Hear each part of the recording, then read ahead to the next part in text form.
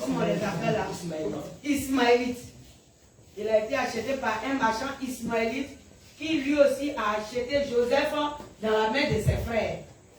Amen. Amen. Voilà. Mais toutes ces choses étaient le plan divin. Le plan divin pour la restauration future d'Israël. Donc, qu'est-ce que Pharaon a fait? À la suite de la demande, qu'est-ce qui s'est passé? Jeanne, déjà. À la suite de la demande.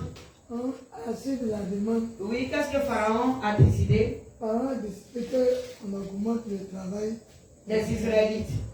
Et qu'eux doivent s'en charger de tout les matériels. Alléluia. Désormais. Voilà.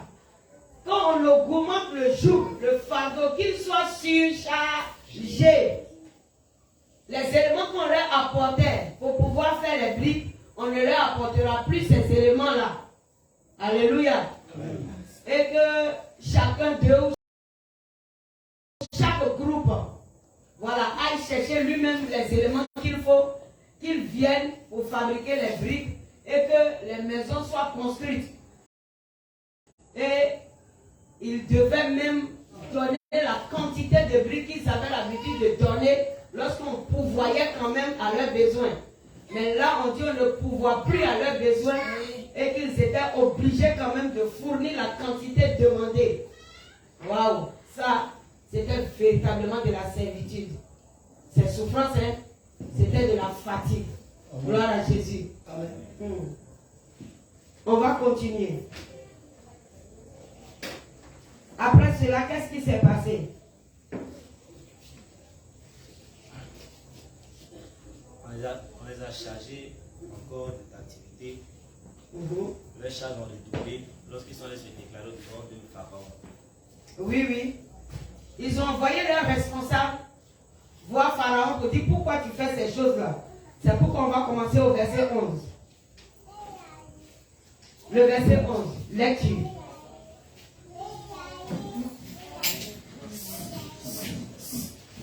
Oui, le verset 11. Exode chapitre 5, à son verset 11. Allez vous-même, vous procurez de la paille où vous en trouverez, car l'on ne déclenche rien de votre travail. Le peuple se répandit dans tout le pays d'Égypte pour ramasser du chaud au lieu de la paille. Les inspecteurs les pressaient en disant, achevez votre tâche, jour par jour, comme quand il y avait de la paille. Oui. On bâtit même les commissaires des enfants d'Israël, établis sur eux par les inspecteurs de Pharaon. Pourquoi, disait-on, n'avez-vous pas achevé hier et aujourd'hui, comme auparavant, la quantité de briques qui vous avait été fixée? Les commissaires des enfants d'Israël allaient se plaindre à Pharaon et lui dire, pourquoi traites-tu ainsi tes serviteurs? On ne donne point de paille à tes serviteurs et l'on nous dit, fais des briques et voici, tes serviteurs sont battus comme si ton peuple était coupable. Pharaon répondit, vous êtes des paresseux, des paresseux. Voilà pourquoi vous dites, allons offrir des sacrifices à l'Éternel. Maintenant, allez travailler. On ne vous donnera point de paille et vous livrerez de la même quantité de briques. Amen. Amen. On va s'arrêter là d'abord. On peut s'asseoir. Là, ils ont cru qu'allant voir Pharaon, c'était alléger la tâche. Vous voyez un peu. Mon frère, Pharaon ne peut jamais alléger ta tâche. Oui, il n'y a pas moyen. Si tu crois que c'est compliqué dans le Seigneur et que c'est rétrogradé qui est mieux, ne crois pas que Satan, là, il cherche à te faire du bien. Ça ne peut jamais aller. Satan ne peut jamais chercher à te faire du bien. Donc, au lieu d'aller plaider avec l'ennemi une situation, il est mieux que tu mettes en prière devant ton Dieu ce qui te préoccupe. Amen. Oui, hein. Parce que la parole de Dieu vient pour nous interpeller à chaque fois. Si toutes ces choses ont été écrites, c'est pour que nous ayons la connaissance, afin de savoir comment marcher dans le Seigneur, comment agir devant les circonstances difficiles. Sinon, la Bible n'était même pas obligée de nous écrire ou de nous révéler tout ce qui s'est passé en Égypte. les révélations sont données pour toi. Afin que tu saches que oui, en tant que chrétien, telle et telle situation peut arriver à ma vie. Je me rappelle, dans le passé, une année, il y a un frère en Christ trop zélé. Il avait accepté Jésus.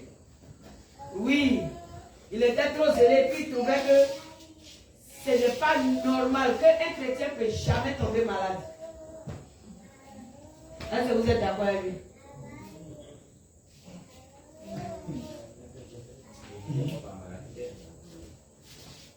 Un chrétien ne peut jamais tomber malade. Pourquoi? Est-ce que la Bible a dit ça? Non. La Bible n'a pas dit ça. Mais la Bible dit quoi? Nous ne serons pas frappés des maladies de l'Égypte. Ouais. Voilà. Sinon, même quand l'enfant du chrétien naît ou grandit, ça veut dire, lorsque la croissance vient dans la vie d'un enfant, ça ne provoque pas de quoi chaud? N'est-ce pas? Mais lui, il trouvait qu'il a trop travaillé, il a mal à la tête là. Même pour boire aspirine là. Un chrétien ne doit pas boire aspirine. On le laisse, il s'est repenti de ça, allez avec moi. Gloire à Jésus. Il y a des maladies que le chrétien ne peut pas avoir. Ça c'est vrai. Il y a des maladies même qui prennent chrétien, moi je refuse. C'est comme ici à San Pedro. Le pasteur qui est mort de cirrhose de foie. J'ai dit c'est pas possible. Cirrhose de foie. J'ai dit ce n'est pas possible parce que quoi? Les choses même qui provoquent ce mal-là même n'est pas sur le chemin du chrétien. Parce que quand le Seigneur nous envoyait ses recommandations, c'est pour nous préserver de certains maux. En premier d'abord. C'est pour nous-mêmes, notre santé même d'abord, que Dieu nous recommande la sanctification. Amen. Donc il y a certaines choses qui ne peuvent pas normalement détruire le chrétien. Il y a certaines maladies que le chrétien ne peut pas avoir. Ça, ces maladies d'Égypte là, ça ne peut pas nous prendre. Mais le corps est fatigué, j'ai mal à la tête, j'ai besoin de repos. Lorsque je bois 2 paracétamol et que je me couche, le mot de tête passe.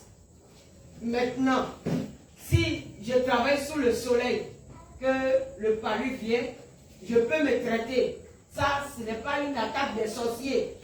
C'est normal que le corps qui fournit des efforts, en tout cas, sente des coups. Et lorsque la vieillesse vient et qu'on descend vers les fosses, il y a là aussi où le régressement de la chair provoque certaines choses. Amen. Là, ça n'a rien à voir avec les maladies de l'Égypte. Gloire à Jésus. Sinon, la parole de Dieu nous dit que le prophète Élisée est mort d'une maladie. N'est-ce pas? Pourtant, les gars, l'onction en lui, hein, on ne peut pas, n'est-ce pas? Voilà. Et le prophète Élisée n'était pas le seul dans la Bible à mourir de maladie. Hein. Donc, laissons cette partie où on est tellement converti qu'on ne peut pas boire paracétamol là. C'est de savoir d'abord, lorsque ça ne va pas dans ta vie, qu'est-ce que j'ai? Est-ce que cela provient d'une attaque? Parce que si c'est une attaque, les paracétamol ne feront rien dans l'attaque. Tu vas seulement augmenter tes douleurs. C'est tout. Mais si ce n'est pas une attaque, là, paracétamol va pour restaurer la chair et puis un peu de repos, on se retourne. Gloire à Jésus. Amen. Voilà, donc comprenons certaines choses. Le Seigneur nous révèle la situation que Israël a vécue en Égypte. Pour dire que quoi?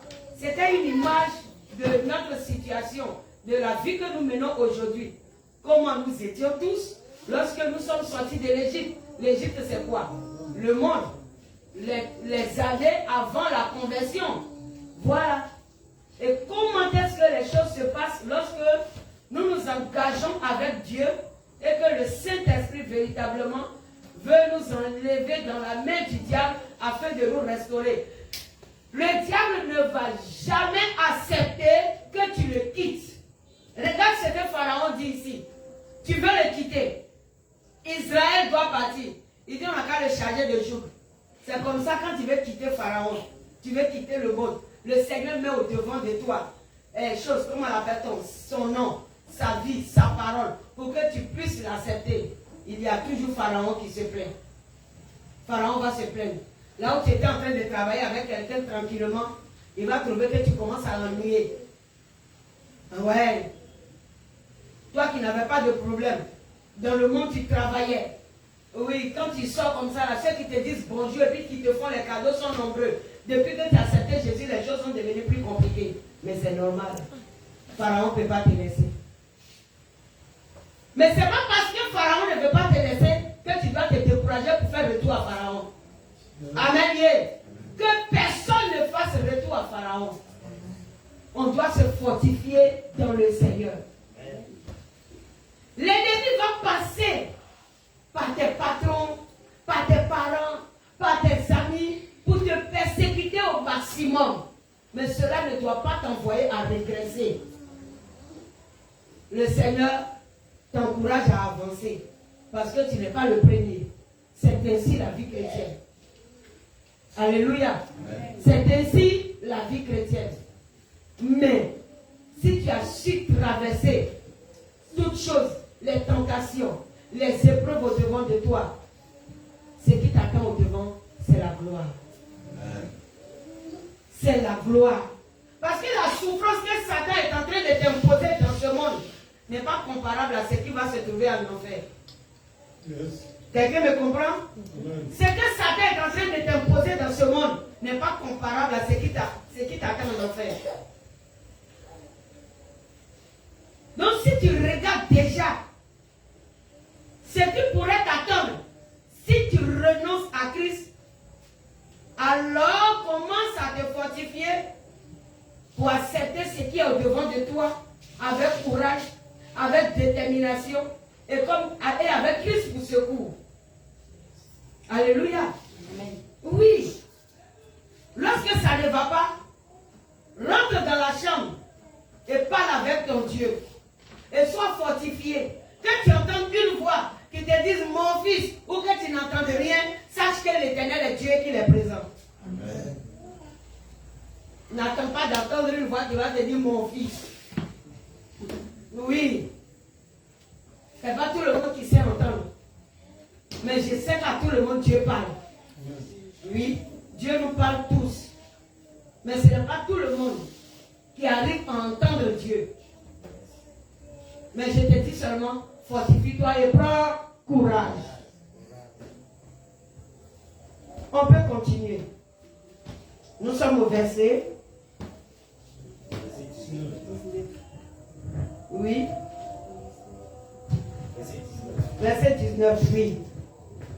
Le commissaire des enfants d'Israël vit qu'on les rendait malheureux en disant: vous ne récolterez rien de vos briques chaque jour la tâche du jour.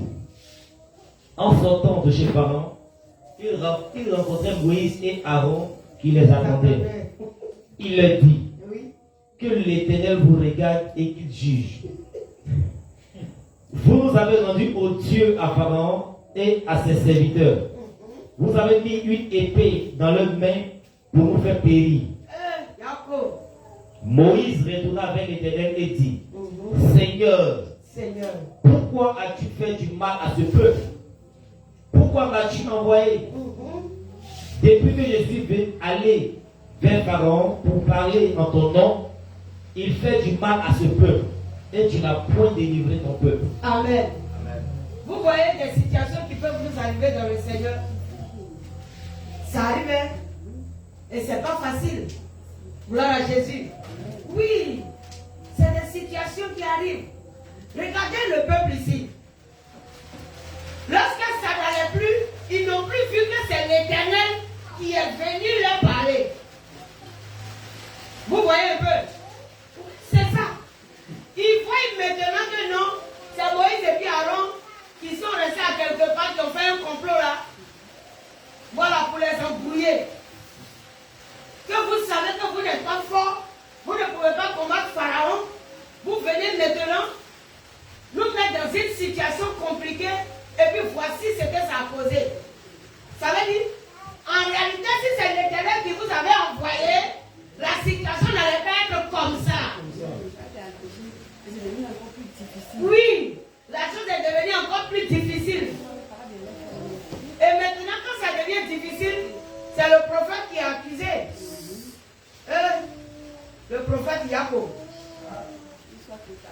Oui.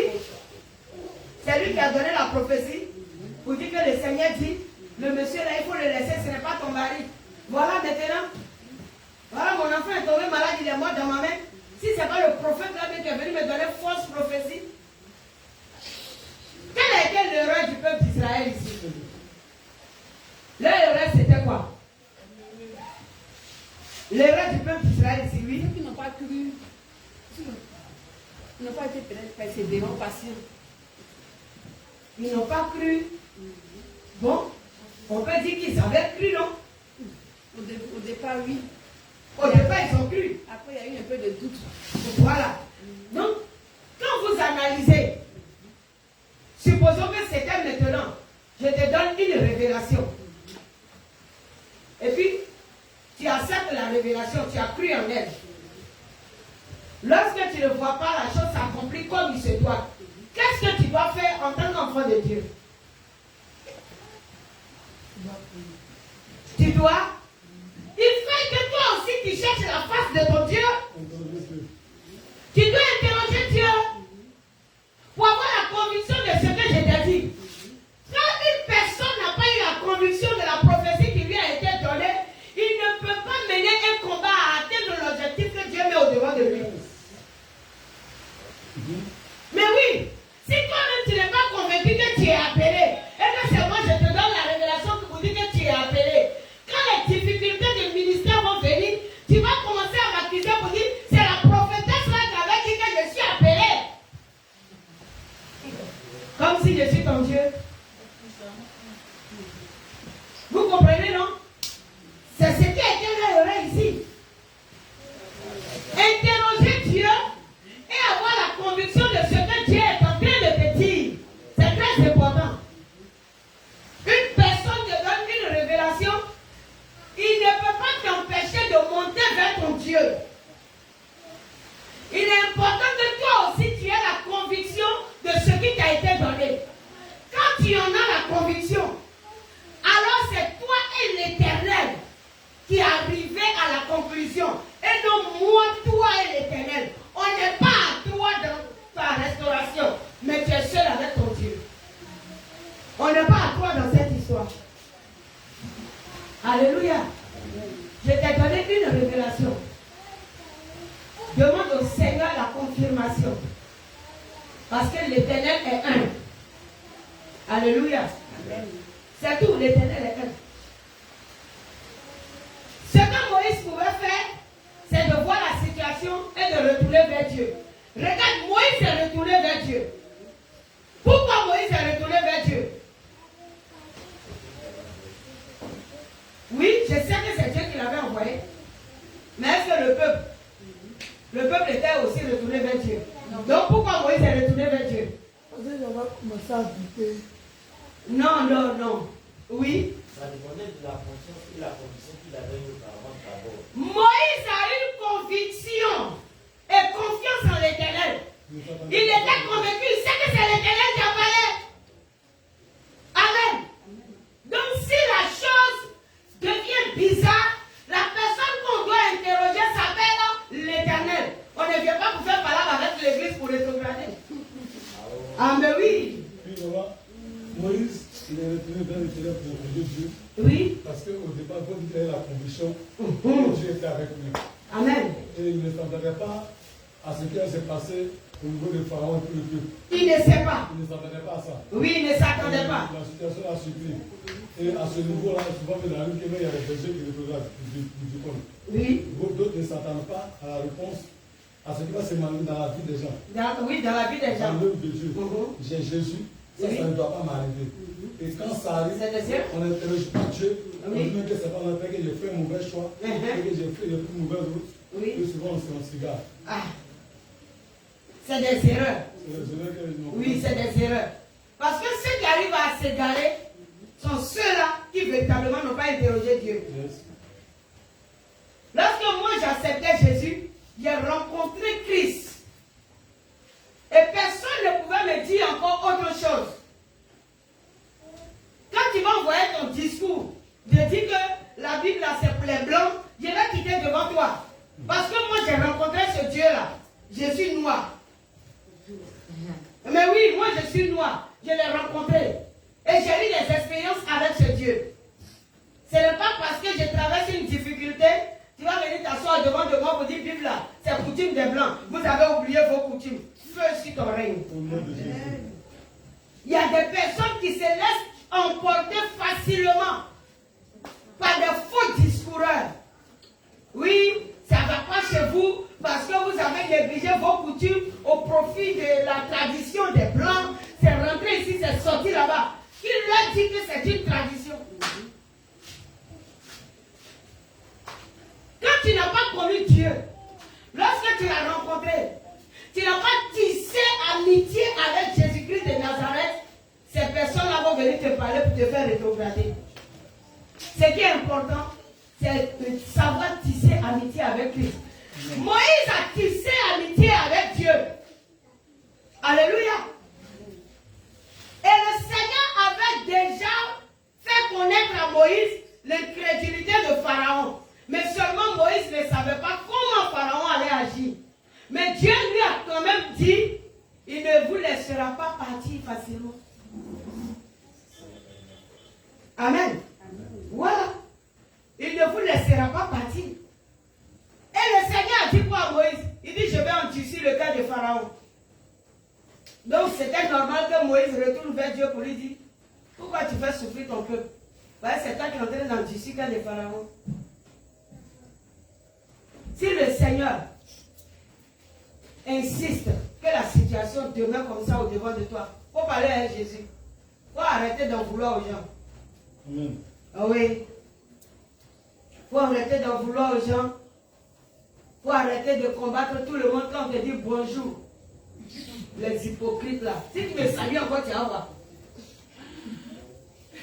C'est chrétien. Ça, c'est le point des chrétiens. Il ne sait même pas ce que tu lui as fait. Il dit, ah, ma soeur, je t'ai salué là, il y a quoi? Hein? Qu'est-ce que tu n'es pas au courant? C'est vous tous là, vous parlez de moi. Je sais ça. C'est vous les mêmes là. C'est vous les mêmes là. Ça veut dire que tu viens de surprendre quelqu'un. Quand on est chrétien, il faut savoir gérer ces différences. Alléluia. Sinon l'ennemi va prendre ça pour perturber ta vie. Là, Israël n'a pas su comment questionner Dieu. Dès qu'ils ont croisé Moïse et puis Aaron, Dieu va vous demander compte. Il était dit, Dieu va vous payer. Au fond, c'est que les Israélites ont dit. Mais ça aurait été moi, mais c'est ce qu'il allait dire. C'est ça, ça va passer. Verset 20 à 21. Oui. En sachant que, en sortant de chez Pharaon, Oui. il rencontrait Moïse et Aaron qui les attendaient. Il leur dit que l'Éternel vous regarde et qu'il juge. Elle a convoqué à Jéhovah en même temps. Ils l'ont convoqué. On les a convoqués en même temps. Hein? Pourtant, là, est-ce que l'Éternel va mal les regarder? Non, c'est l'Éternel qui les a véritablement envoyés. C'est eux, au contraire, qui se plaignent là, qui n'ont pas su interroger leur Dieu. Si tu ne sais pas interroger Dieu, c'est comme ça. Tu vas marcher dans les plaintes. Et puis, ça ne va pas faire changer ta situation. Ce ne sont même pas les plaintes là qui font changer une situation. C'est le Seigneur qui décide que la situation change et puis les choses viennent à changer. Alléluia. Retournons vers l'Éternel. Même si ce qu'on t'avait donné est fausse prophétie et que tu as cru en ça, mais retourne au vrai et commence à croire en Jésus. Amen. Moi, une question. Oui. Là, les Israélites, là, dans cette position-là, où ils ont commencé à accuser Moïse Oui. et Aaron, c'est péché contre Dieu, mais c'est pas péché. De leur côté, De leur côté. eux, ils péchaient contre l'Éternel. C'est une fausse accusation. Parce que s'ils avaient interrogé Dieu, Dieu allait leur dire, c'est moi qui ai envoyé mes serviteurs. Donc si Dieu leur disait, c'est moi qui ai envoyé mes serviteurs, alors ils allaient changer de sujet de prière. Voilà, Seigneur, donne-nous la force, fortifie-nous et donne encore le courage à tes serviteurs pour qu'ils puissent accomplir la mission pour laquelle tu les as envoyés vers nous et que Pharaon descend, il ne sait pas de son orgueil afin de nous laisser partir. La prière pouvait changer. Mais quand c'est comme ça, quand la prière chère comme ça, tu n'es plus problème. Non, non, ce n'est plus problème. Ce n'est plus un problème. Tu as compris la même chose. Voilà. Ce n'est plus un problème. Amen. Que le Seigneur soit glorifié. C'est comme tu viens trouver un serviteur de Dieu. Et puis tu dis, il y a toujours pas là dans mon foyer parce que je n'ai pas enfant, mon mari fait ceci, mon mari fait cela, mon mari sort, etc., etc. On dit d'accord, on va prier le Seigneur. Il va visiter le foyer. Mais toi, tu sais que Marie là n'est pas convertie. C'est à cause de toi qu'on est en train de demander au Seigneur un miracle qu'il doit opérer. Maintenant, on finit de prier. On impose bien à tes entrailles, c'est toi qui arrives à la maison. C'est le jour là que pour t'énerver même là. Ok, c'est le jour là, peut-être grossesse là va venir. Satan fait, le monsieur là, il boit là-bas jusqu'à il a vomi sur lui. C'est maintenant, c'est elle, saleté là que lui veut te toucher. Waouh, imagine, il y a longtemps, tu l'as ramassé. Non, imagine. Pourtant, on vient de positionner quelque chose. Et c'est en ce moment-là, Pharaon, il saoule le monsieur au dehors. Et puis il vient en cantinant, dans un état bizarre. Pourtant, toi, tu t'es déjà pleuré chez le prophète, on t'a imposé les mains. Le monsieur, il vient dans un état bizarre. C'est maintenant que tu te mets à chamailler pour que toute la cour commune se réveille et voit que ton mari est venu très soulard. Le Seigneur met peut-être le test là au devant de toi pour voir si tu as la capacité d'apporter cet homme-là jusqu'à la délivrance. Oui. Est-ce que tu en as la capacité? Tu n'as pas eu la capacité, tu as commencé à crier. Les voisins sont sortis. Ils ont encore constaté que le monsieur là, il est venu dans un état vraiment inacceptable. Et le cœur était tellement gros ce jour-là que les esprits de choses, comment l'appelle-t-on, d'infertilité ont profité pour bien s'installer, pour empêcher ce que l'Éternel devait faire. Et prière est finie, tu viens encore de rater. C'est-à-dire que quand tu n'es pas en esprit avec le prophète, tu peux rater ta bénédiction. Amen. Oui. Si tu n'es pas en esprit avec le prophète, tu peux rater ta bénédiction. Il n'y a pas de prophète de l'Éternel. Hein? Voilà. On parle de prophète de l'Éternel. Je ne parle pas des escrocs dans la nature. Ceux qui disent ainsi par l'Éternel, tandis que l'Éternel n'a rien dit là. Je ne dis pas eux. Hein? Ah. Je parle des prophètes de l'Éternel. Ok. Que Jésus nous bénisse. Je pense que quelqu'un a compris. Frère, on continue.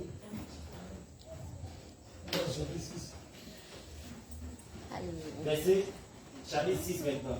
Ah, on a fini? Oui, chapitre 6. Voilà. Merci Seigneur. Continuons. Enfin. Chapitre 6, verset 1er. L'Éternel dit à Moïse, Oui. tu verras maintenant ce que je ferai à Pharaon. Une main puissante te forcera à les laisser aller. Une main... Ça c'est intéressant. Amen. On dit l'Éternel dit quoi à Moïse? C'est maintenant. Tu vas voir ce que je vais faire à Pharaon. L'Éternel dit à Moïse, c'est maintenant tu vas voir ce que je vais faire à Pharaon. La réfugiée. Ça veut dire que Dieu marche dans sa parole. Amen. Il avait déjà décidé, c'est pas maintenant là que Dieu a décidé de faire quelque chose à Pharaon. Dieu lui-même, il avait déjà résolu de faire quelque chose à Pharaon. Yes. Oui. Donc pour pouvoir faire quelque chose à Pharaon, le Seigneur va permettre que Pharaon augmente le jour de ta souffrance pour bien faire fâcher son cœur. Oh, quelqu'un n'a pas compris. Et pour pouvoir bien mener la bataille. Parce que le Seigneur, il aime les grands témoignages. Yes. Ah! Et oui! Mais le Seigneur compte sur toi. Parce que quand le Seigneur t'a appelé, le corps là n'est plus un problème. C'est l'esprit qui gère. Alléluia! Ne vous préoccupez pas trop du corps. Si vous vous préoccupez beaucoup du corps, vous allez fuir les épreuves que Dieu met au-devant de vous. Le corps va te dire que l'épreuve est difficile. Il te dit que mais j'ai déjà presque 50 ans, le mari n'est pas là. J'ai dit le Seigneur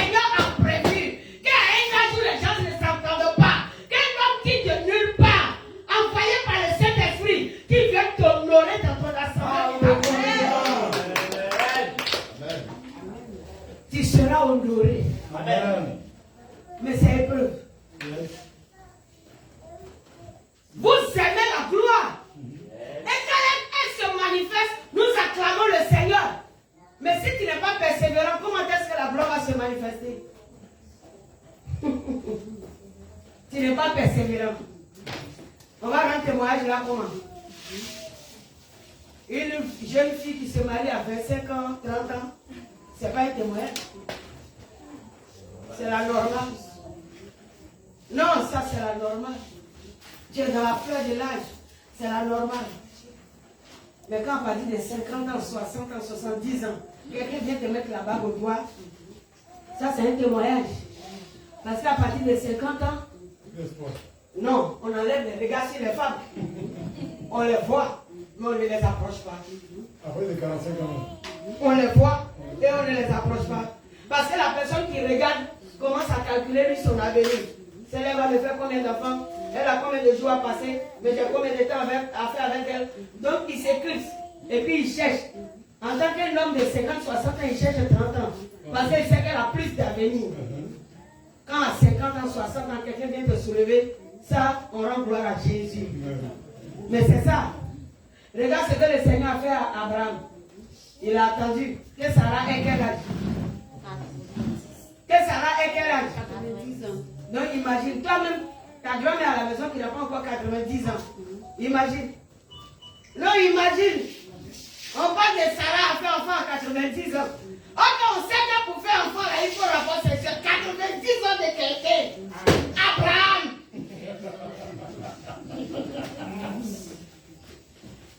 Mais qu'est-ce qui envoyait Sarah à surmonter cette épreuve?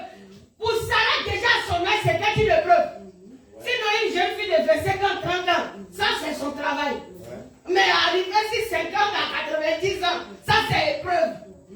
Ce n'est plus son travail, elle a quitté ça. Elle a fini, merci frère, c'est miracle. Elle a fini avec ça. Mais le Seigneur lui dit, ce n'est pas ton serviteur qui sera ton héritier. Éléazar ne sera pas ton héritier. Certainement, l'enfant que Sarah, ta femme, va t'enfanter. Sarah même nous jette prophétie, après elle attrape. Tantôt elle jette, après tantôt elle attrape. Mais le Seigneur ne dit rien parce que quoi? Il sait que c'est la chair. Il sait que c'est la chair. Et que la chair, c'est réalité au devant de lui. Et que ce n'est pas facile de comprendre certaines choses. C'est tout. C'est ce qui fatiguait aussi les Israélites. La chair. Le corps souffre ici. On dit Dieu va nous délivrer. Dans ça, elle a passé 10 années. Vous avez vu affaire là, non? Non, Sarah aussi, elle attend. Elle attend jusqu'à là. Abraham se promène et puis il vient. Elle a envie souvent de le chuter. Tu es venu chercher quoi, frère? Aïe, beaucoup de servants, je t'ai donné là, ça ne suffit pas. Il est obligé de la courtiser chaque fois encore. Ah! Courtiser 90 ans. Maman a 83 ans. Allez sur la base Zimbabwe. Si quelqu'un passe derrière, on le tue. Amen. On ne peut pas. Tiens. Non, Dieu il est fort. Le monsieur l'a dit. Jusqu'en ce temps-là, il n'y a pas à faire de dire, elle est arrivée à terme, on va faire opération. Hein. Elle a eu la force de pousser un enfant en 90 ans. C'est miracle-là qu'elle est là. Ah, regarde ce miracle-là. Ah, mais si dès que le Seigneur avait parlé à Abraham chez lui à la maison dans sa famille, que Sarah était tombée enceinte, vous pensez qu'on allait mettre ça dans la Bible comme histoire? On n'allait pas prendre ça pour faire grand témoignage. Le Seigneur a fait tarder les choses pour que le témoignage d'Abraham soit grand. C'est merveilleux, non? Donc, dis à quelqu'un à côté de toi, fortifie-toi encore. On lui dit, si ça tarde, c'est pour que le témoignage soit grand. Amen. Amen. La situation que tu traverses, lorsque tu sais que tu as Jésus, la situation que tu traverses ne vient pas forcément du diable. Oui. Donc le plus souvent là, arrêtez de donner trop de valeur à Satan. Vous lui donnez trop de valeur. Et au nom de Jésus, au nom de Jésus, au nom de Jésus. Aïe! C'est quoi? Lui-même il s'est dit, on lui a dit que les gars, il y a ça. Je ne suis même pas là-bas. Elle me chasse. Mais les chrétiens, ils sont aveuglés. À cause de vous-même, Satan regarde le Seigneur et lui dit, papa doit dire, regarde ton enfant là, il ne voit pas clair, on lui donne les yeux. Je ne suis pas là-bas, mais elle me tue seulement. Que Jésus nous aide. Il y a des personnes, le plus souvent, qui ne... C'est comme si le chrétien n'a pas souvent la conviction des choses, de sa conversion. Est-ce que vous comprenez? Soyez convaincus de votre conversion. Sois convaincu de ta conversion. Si tu as véritablement accepté Jésus comme âme et esprit, il y a certaines choses là, tu vas les mépriser. Parce que tu sais que ça, c'est Satan qui s'amuse. Amen. Mais quand Satan vient s'amuser et puis voit que tu as toujours considéré là, il va toujours te fatiguer. Hélas, il n'est pas bon. Il n'est pas bon. Oui, frère, allons-y. Verset 1er. Oui. Il dit, l'Éternel dit à Moïse, Oui. tu verras maintenant ce que je ferai à Pharaon. Une main puissante le forcera à les laisser aller. Une main puissante le forcera à les chasser de son pays. C'est-à-dire le Seigneur dit, je veux faire de sorte que Pharaon lui-même s'élève. Non, c'est-à-dire que vous n'allez pas fuir. Et puis on va dire non, il y a eu ceci, il y a eu cela, on vous accusez de quoi que ce soit. Je vais permettre que Pharaon lui-même là, il s'élève un matin. Et puis il ne voit pas Aaron et puis Moïse, mais lui-même il vous convoque pour dire pardonnez, sortez de mon pays. Alléluia. C'est tout. Il va dire pardonnez, sortez. C'est comme un véritable chrétien, tu arrives au village à quelque part. Et puis ton oncle, le vieux sorcier, se dit que tu es venu tomber dans son camp. Aujourd'hui, là, il va t'avoir. Et puis il t'invite à dormir dans sa cabane. Genre, il t'aime trop, quoi. Il a fait 15 ans pour te donner. Il dit, quand l'onction de ton Dieu sur toi va commencer à se manifester, ces démons vont aller le trouver la nuit. Il va se réveiller pour venir t'enlever à la maison, là. Oui, il va se réveiller pour venir te dire, viens, c'est pas ici là tu dois dormir, sors.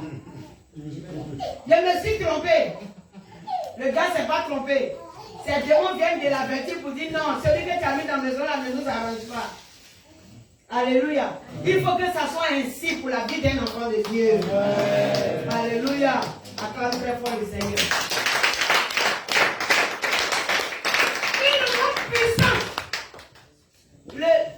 L'enverra vous chasser de son pays. Il va s'élever pour dire sortez de mon pays. Voilà, c'est ça. Donc il saura qu'entre lui et puis Israël, là, il n'y a pas de match, il y a séparation. Alléluia. Mais si tu n'as pas résisté un peu dans les épreuves, comment est-ce que le Seigneur va prouver sa grandeur dans la vie de Pharaon? Résiste un peu. Gloire à Jésus. Dis à quelqu'un, résiste un peu. Dieu va prouver sa grandeur. Dieu va prouver sa grandeur. On continue. Verset 2. Oui. Dieu parle encore à Moïse et lui dit. Dieu dit encore à Moïse, puisque Moïse est parti, interroger Dieu. Chercher l'Éternel par rapport à la situation, nouvelle situation, je peux dire. Voilà, des Israélites. Voilà, donc le Seigneur dit encore à Moïse. Je suis l'Éternel. Je suis l'Éternel. Je suis apparu à Abraham, à Isaac et à Jacob, comme le Dieu Tout-Puissant. Comme le Dieu Tout-Puissant. Mais je n'ai pas été connu d'eux sous le nom l'Éternel. Je n'ai pas été connu d'eux sous le nom l'Éternel. L'Éternel veut dire quoi? L'Éternel. Oui. Ça commence sans fin. L'Éternel. Tout-Puissant. Oui, Tout-Puissant. Il dit c'est montré à Abraham sous le nom du Tout-Puissant. Amen. Et Abraham a connu à travers ce nom qu'il est le Jéhovah qui fait quoi? Qui pourvoit. Amen. Voilà. Et à chaque serviteur, Dieu s'est laissé les choses, comment l'appelle-t-on, connaître par une puissance, par une force. Alléluia. Il dit, je suis Jéhovah Jireh. Voilà, je suis Jéhovah Shikenu. Je suis ceci, je suis cela. Et ici, il est en train de se faire connaître à Moïse sous le nom de celui qui est l'Éternel, au fait. Dans d'autres versions, on dit, je ne me suis pas encore montré comme Seigneur, comme le Seigneur, du moins. Alors que lorsqu'on parle de, entre griffes, le Seigneur, ça veut dire que quoi? S'il y a des seigneurs, alors celui-là est le Seigneur et non un Seigneur. Il y a des seigneurs, mais le Seigneur, c'est celui-là qui s'appelle l'Éternel des armées. C'est comme tu viens dans une société qui a le fondateur et non plusieurs fondateurs. Amen. Ça veut dire que celui qui a eu sa vision et qui a fondé son entreprise, il peut avoir des directeurs, il peut avoir des employés, il peut avoir toute forme de personnes qui travaillent dans la société. Mais quand on cherche peut-être des responsables, ils peuvent venir en groupe, n'est-ce pas? Puisqu'il y a des personnes qu'on a responsabilisées. Mais si on parle du fondateur, on trouve quoi? Un seul qui en est le fondateur. C'est pourquoi le Seigneur est en train de dire ici, quand on parle de Seigneur ou bien de l'Éternel, celui-là qui existe de par lui-même, il n'y a que le Dieu que nous avons. Il est l'unique qui a existé de par lui-même. C'est-à-dire, ayant tout créé, il n'a été créé par qui que ce soit. Waouh! Il a tout créé. Maintenant qu'il a créé, Il est incréé. incréé, ma fille. C'est lui l'Éternel. Et si aujourd'hui, on dit que tu as une éternité et qu'il faut protéger cette éternité, c'est parce que l'Éternel a désiré et a pris la décision de te créer à son image. C'est pourquoi en toi se trouve une éternité. Sinon que tu as été créé, tu n'existes pas par toi-même. Toi, tu n'es pas l'Éternel. L'Éternel, c'est le Créateur. Alléluia. Toi, il a voulu te faire à son image. C'est-à-dire qu'il a voulu que tu sois éternel. Donc, c'est cette éternité-là qu'on te demande de protéger. Ça peut aller? Ah oh. Jésus est Seigneur. Continue, frère. Verset 4. Oui. J'ai aussi établi mon alliance avec eux pour leur donner le pays de Canaan. Il dit, j'ai établi mon alliance avec eux pour leur donner le pays de Canaan, oui. Le pays de leur pèlerinage, dans lequel ils ont séjourné. Oui. J'ai entendu les gémissements des enfants d'Israël, que les Égyptiens tiennent dans la servitude. Et je me suis souvenu de mon alliance. Amen. Le Seigneur dit, alors je me suis souvenu. Gloire à Jésus. Amen. On se souvient de quelque chose qui existe déjà. Yes. Effectivement. Alléluia. Voilà. Donc, avant même que les Israélites ne naissent en Égypte, qu'ils deviennent un grand peuple, Dieu avait déjà formulé le plan pour eux. Waouh! Avant que tu ne sortes du monde et que tu dises que j'ai accepté Jésus, ce que tu dois faire, ce que tu dois devenir et comment Dieu va se glorifier dans ta vie, c'est déjà prêt. Oui, le Seigneur a déjà préparé. Ah, c'est un chemin de gloire que l'Éternel a préparé. C'est après avoir préparé ce chemin que l'Éternel est allé te chercher dans le monde. Alléluia.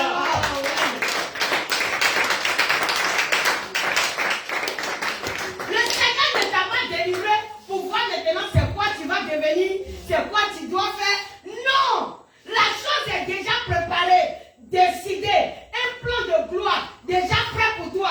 Quand le Seigneur a fini de tout faire, il est allé et t'a pris. Marche dans son plan. Il a dit, marche dans son plan. Alors tu verras la gloire. Quelqu'un comprend l'Éternel? Marche dans son plan. Regarde ce qu'il a dit à Abraham. Déjà depuis lors. Il dit que les descendants vont séjourner dans un pays étranger pendant tel nombre d'années. N'est-ce pas? Donc tout était déjà préparé. Après cela, je fais quoi? Je vais partir les délivrer. Et puis je vais les amener dans le pays que je t'ai promis. Waouh! Donc est-ce que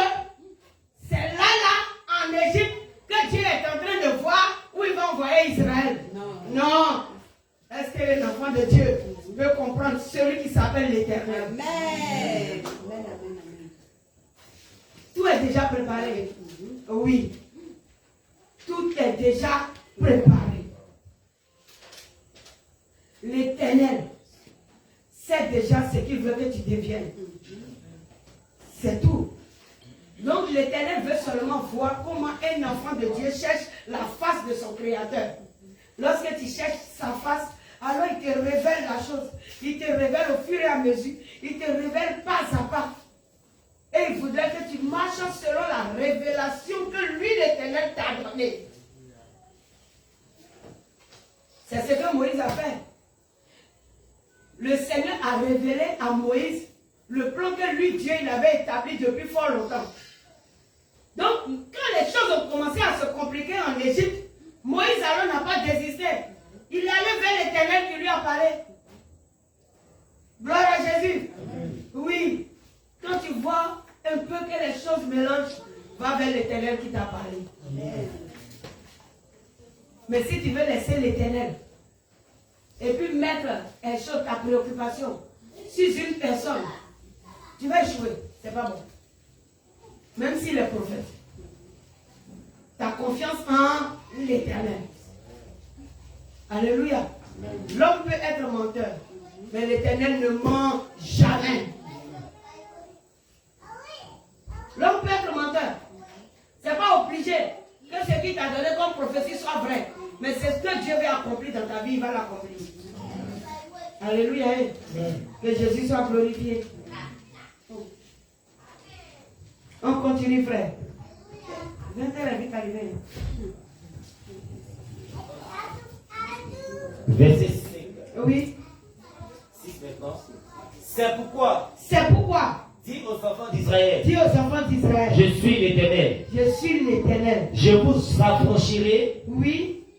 Des travaux dont vous chargent les Égyptiens. Les Égyptiens. Je vous délivrerai de leur servitude. Je vais vous délivrer de leur servitude. Et je vous sauverai à bras étendus et par de grands jugements. Alléluia.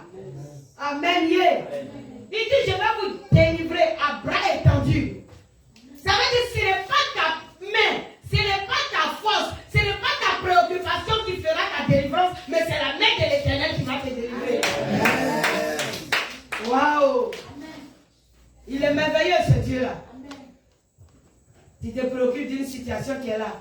L'Éternel a déjà préparé cette délivrance. Amen. Cette délivrance est déjà préparée par l'Éternel. Et le temps vient où tu ne parleras même plus de ça. Aïe, aïe, aïe. Non.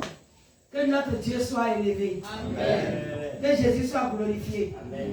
Je dis pour ta vie, je veux que tu te tiennes debout, que tu acclames très fort le Seigneur. Amen.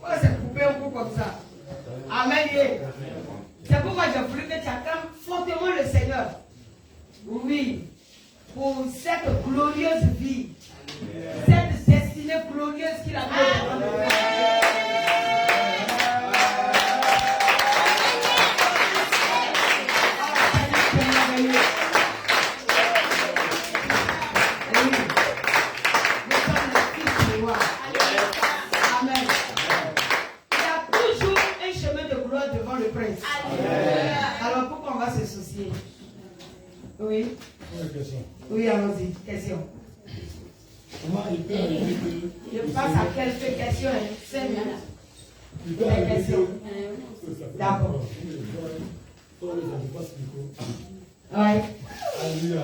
Amen. Il peut arriver que le Seigneur t'ait choisi Oui. et qu'il établit un plan pour toi, Oui. comme avec le peuple d'Israël. Mais est-ce possible, que le Seigneur ait établi son plan avec toi, donc volontairement refuser le plan de Dieu? Tu peux. C'est possible. Tu peux refuser le plan de Dieu. Mais le Seigneur ne te laisse pas facilement refuser son plan. Parce que lorsque tu commences à refuser le plan de Dieu, le Seigneur, par plusieurs circonstances, viendra te donner la confirmation de lui, sa décision. Tu comprends un peu? Tu peux refuser si tu n'aimes pas Dieu. Sinon, pour quelqu'un qui aime Dieu, il ne peut pas s'asseoir dans le Seigneur pour dire oui, je sais que je suis appelé, mais moi je n'ai pas envie de faire l'œuvre de Dieu. Moi j'ai envie d'être un grand fonctionnaire dans la société. C'est impossible qu'on aime Dieu et qu'on arrive à devenir fonctionnaire dans la société lorsque nous sommes appelés à être derrière la chair. Parce que le Seigneur va te montrer par plusieurs plans d'échec et de révélation que tu n'es pas à ta place. Si tu insistes, tu vas mourir dans la misère. Pourquoi je dis tu vas mourir dans la misère? Tu risques de perdre ton salut. Tu vois un peu? On pouvait dire un exemple dans la Bible. Géasi n'a pas connu de succès. Mais est-ce que le succès n'avait pas été prévu pour Géasi? Si. Plusieurs prophètes étaient sous la conduite d'Élisée pour être enseignés comme des prophètes. Mais la Bible nous a révélé Géasi qui était près d'Élisée. Tel que Élisée lui-même, il a été révélé, le prophète appelé à succéder à Élie. N'est-ce pas? Voilà. Élisée a obéi. On a entendu parler de lui. Géasi a désobéi. Son nom s'est effacé. Il a refusé. Il ne s'est même pas repenti de la situation. N'est-ce pas? Si tu laisses l'ennemi prendre le dessus sur toi, tu vas passer outre le plan que Dieu a fait pour ta vie. Si vous prenez le cas de Judas, il était appelé au nombre des apôtres, n'est-ce pas? Il était aussi censé de devenir apôtre comme les Pierre, les Paul, toutes ces personnes. Mais pourquoi il n'est pas devenu un apôtre? Parce qu'il ne s'est pas repenti. Il ne s'est pas repenti. Il a renoncé au programme de Dieu. Il a renoncé à ce programme. Et au lieu que son regret l'envoie à la repentance, il s'est plutôt laissé entrer dans une honte. Mon frère, tu as péché, il ne faut pas avoir honte. Il faut te dénoncer. Sous discipline, là, ça ne tue pas, ça relève. Amen. On te met sous discipline. Et puis bon, tu te rebelles. Tu disparais. Tu te fais du mal. Tu deviendras un Judas. Oui.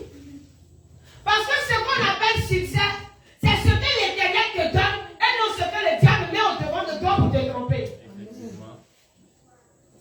Le diable peut t'enrichir. On n'appelle pas ça de la richesse, on appelle ça la mort. Lorsque tu prospères loin de la face de l'Éternel, là où le Seigneur ne te veut pas, on n'appelle pas ça prospérité, on appelle ça la ruse de l'ennemi pour détruire ta vie. La ruse pour détruire ta vie n'est pas de la richesse ni du succès. C'est la mort. Donc, Satan a mis au devant de Judas les finances de ce monde. Maman. C'est tout. Satan a mis maman au devant de Judas. Tandis que l'Éternel, c'est l'or et l'argent qui lui appartient. Il n'a pas voulu attendre de prospérer dans le Seigneur. Mais il a été emporté par l'amour de l'argent qui est maman. Alors comme Satan a connu sa faiblesse, il a passé par les pharisiens pour lui offrir ce qui pouvait détruire son âme. Et puis il a accueilli ça. Faites attention. Faites très attention. Jean j'ai renoncé, je suis quitté. Et puis bon, moi j'ai eu un grand travail. Ça c'est un gros en fait, il y a eu, c'est pas grand travail. Celui qui aime Dieu ne conteste pas. Non, celui qui aime Dieu ne conteste pas. Le Seigneur dit que l'argile dans la main du potier ne conteste pas avec le potier. Donc toi tu es l'argile dans la main du potier. Et puis il veut que tu sois un vase d'honneur pour sa gloire. Là où Dieu veut que tu serves, toi tu dis que tu ne veux pas servir là-bas. Tu veux aller servir ailleurs. C'est contester contre son créateur. Tu risques de devenir Judas ou Géasi.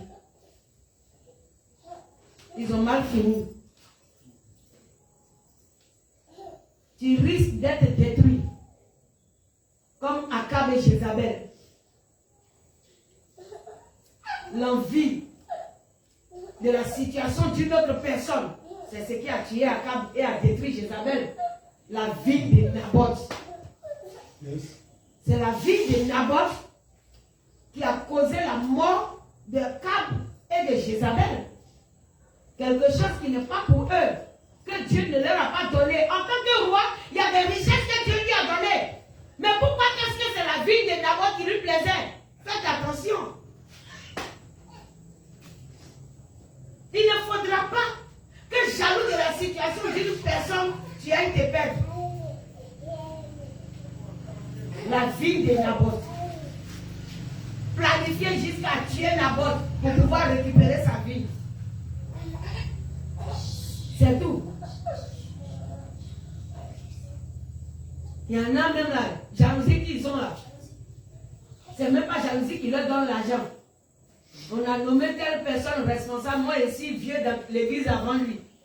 C'est ça là. C'est dans ça là, il va rétrograder. Je suis là avant lui, lui vient d'arriver, puis il est responsable. Ah! Tu vois rien là? Dieu donne à qui il veut. Amen. C'est tout. Tu as besoin de mourir pour ça? Non. Que Jésus nous aide. Donc tu peux dire non si tu veux. C'est quand le Seigneur sait que tu l'aimes qu'il insiste même avec toi. Sinon quand il voit que tu as renoncé à son amour, il va te laisser aussi. Il va te laisser. Parce qu'il y a des personnes qui comprennent tardivement. La révélation est donnée, ils voient, ils luttent avec, et puis ils cherchent l'Éternel seulement. Ils cherchent seulement.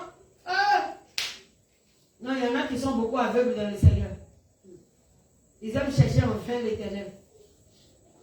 Pour écouter là. C'est ça qui est leur problème. Mais que Dieu nous aide à le comprendre. Amen. À être à notre place dans le Seigneur.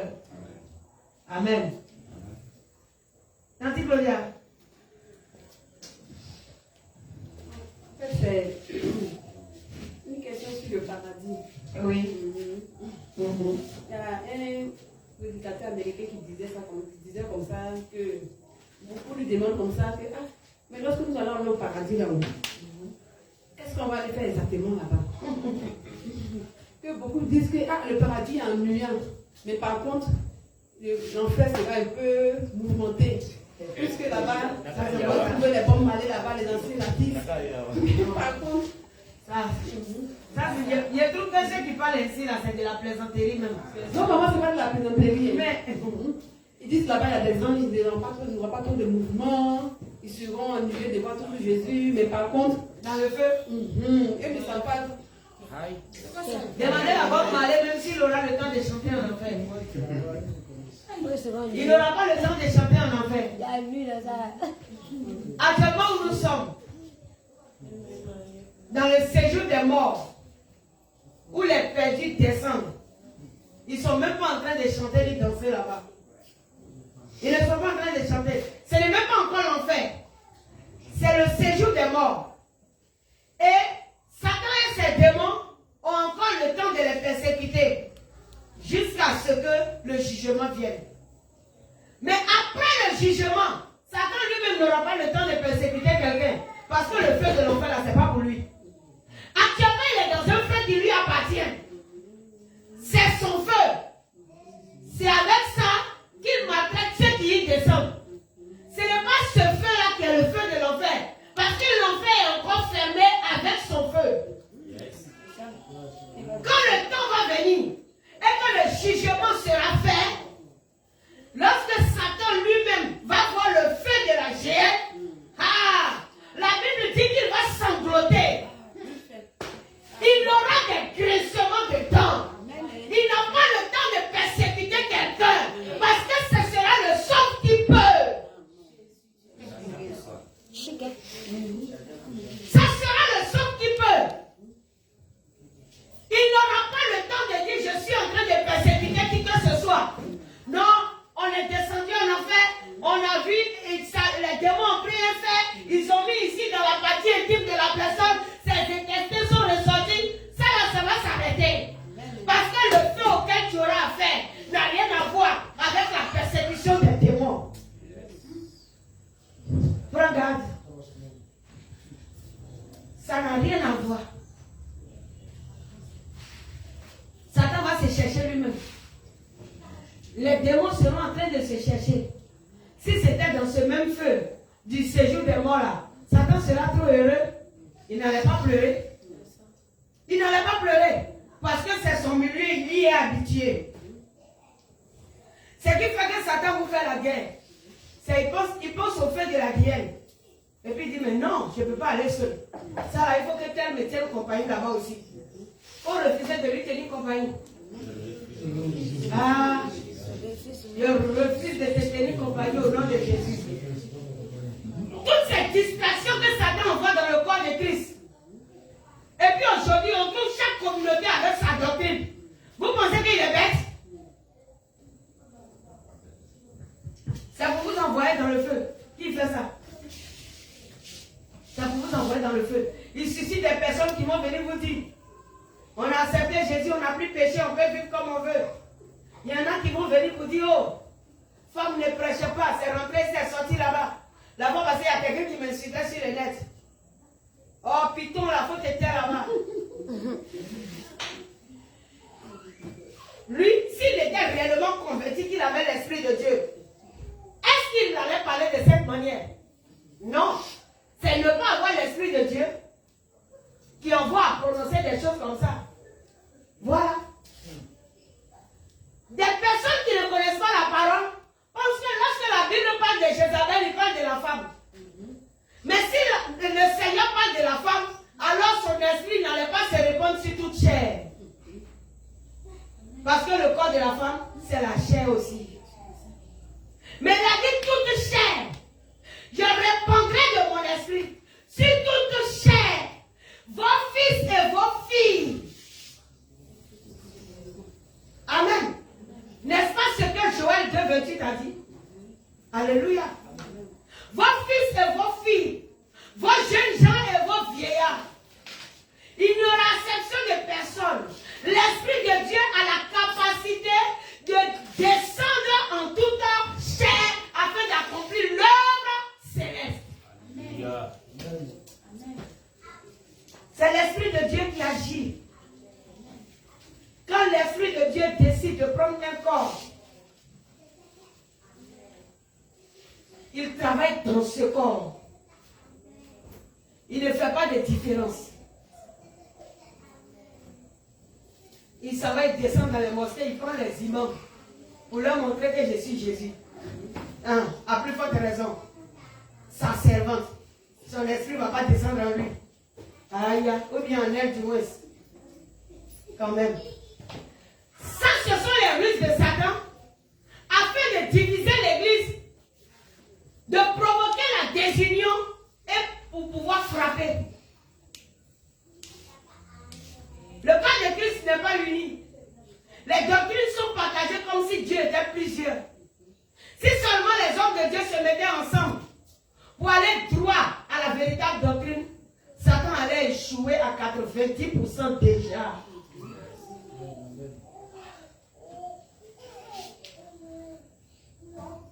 C'est la division de l'église qui donne plus de force à l'ennemi. Tu trouves des pasteurs qui peuvent combattre d'autres pasteurs. Ça, c'est quoi? Vous travaillez pour le même maître. Est-ce que vous êtes convaincu que vous êtes en train de travailler pour le même maître? Si on travaille pour le même maître, pour l'avancement de la même société, alors où est le problème?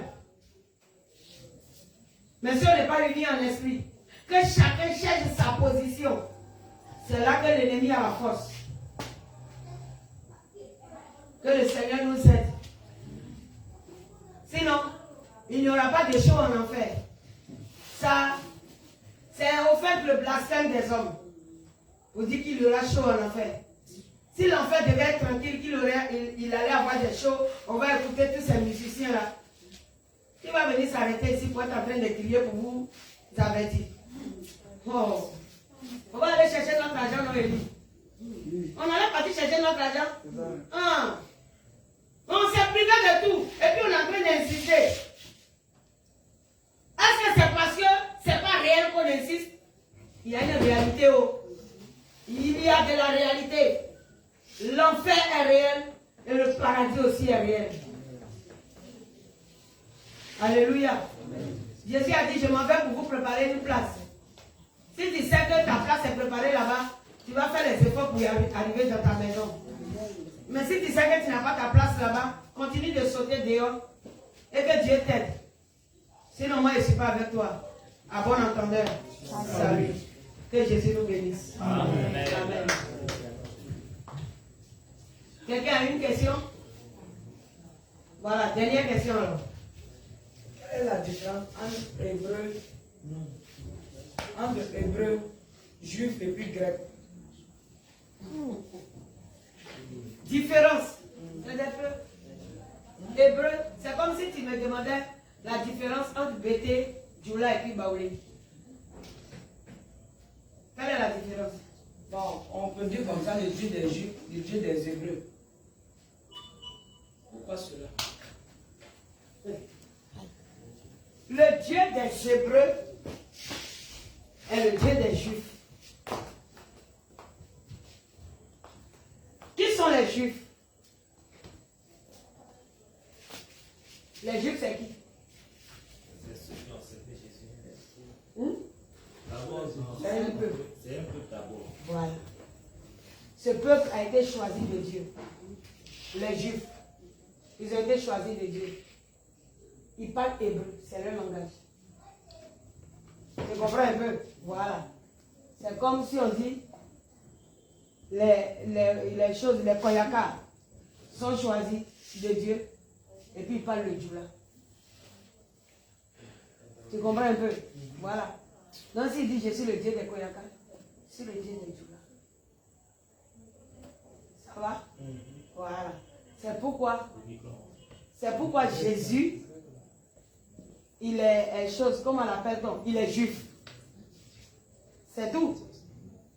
Mais Jésus a... sa nationalité. Oui, il est juif, voilà. C'est comme ça. Comme Abraham. C'est un juif. C'est pourquoi on dit le salut vient des juifs.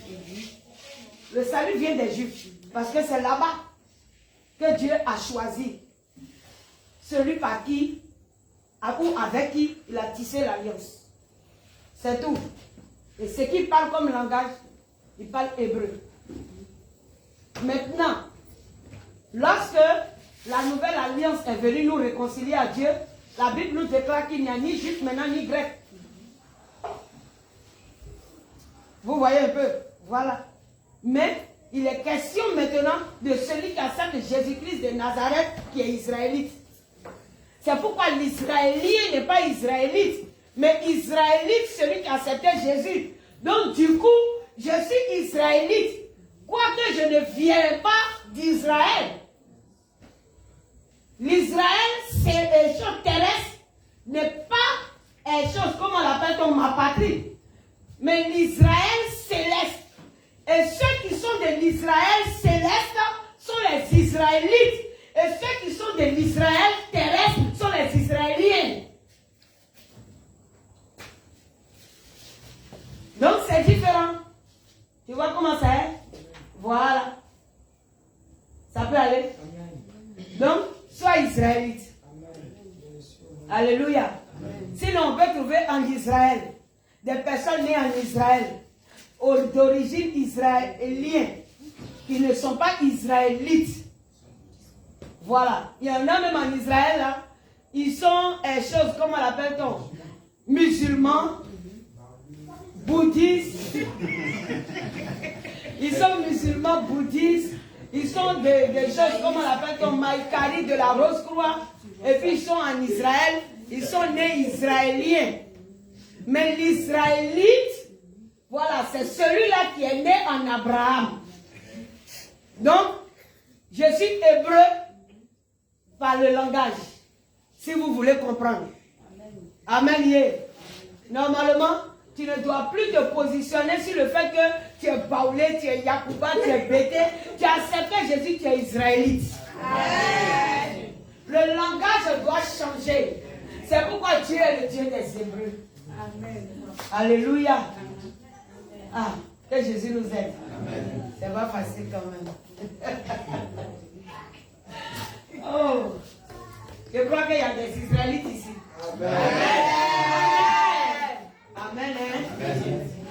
La Bible nous déclare que la Jérusalem terrestre, c'est quoi? La Jérusalem terrestre. Non, c'est la capitale de Jérusalem. La Jérusalem terrestre. Ça, c'est l'Arabie présente. L'Arabie. Tu vois, non? Que la Jérusalem terrestre, là, c'est l'Arabie saoudite. C'est spirituellement que Dieu parle. Or que la Jérusalem céleste, c'est elle qui est notre mère. Voilà. Et c'est chez elle, en elle, que nous devons partir. Et non chez celle qui est sur la terre. Celle qui est sur la terre est disqualifiée. Tandis que celle qui est au ciel est l'épouse approuvée. Amen. Celle qui est sur la terre est disqualifiée. Elle n'a pas su conserver la gloire. Donc celle que nous poursuivons, là où nous voulons aller, c'est la Jérusalem céleste. C'est tout.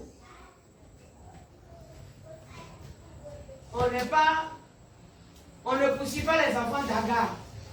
Nous ne voulons pas être des Ismaélites. Les Ismaélites, ils sont là pour vendre Joseph. Oui, mais nous voulons être des Isacites. Alléluia. Nous sommes les Isacites, descendants d'Isaac. Gloire à Jésus. Que le Seigneur nous bénisse. Amen. Et que sa grâce repose sur notre vie au nom de Jésus. Amen. Voilà, on peut acclamer le Seigneur.